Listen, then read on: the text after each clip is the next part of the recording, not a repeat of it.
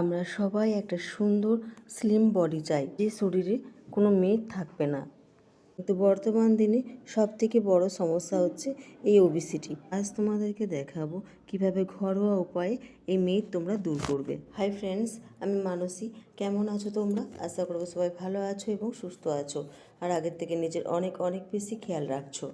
রোগা হতে চাইলে প্রথমে যে কাজটা সবার আগে করতে হবে, প্রত্যেক দিন যে ড্রিঙ্কটা আমি তৈরি করে দেখাবো সেই ড্রিঙ্কটা খালি পেটে পান করবে। এছাড়া নিয়মিত এক্সারসাইজ করবে।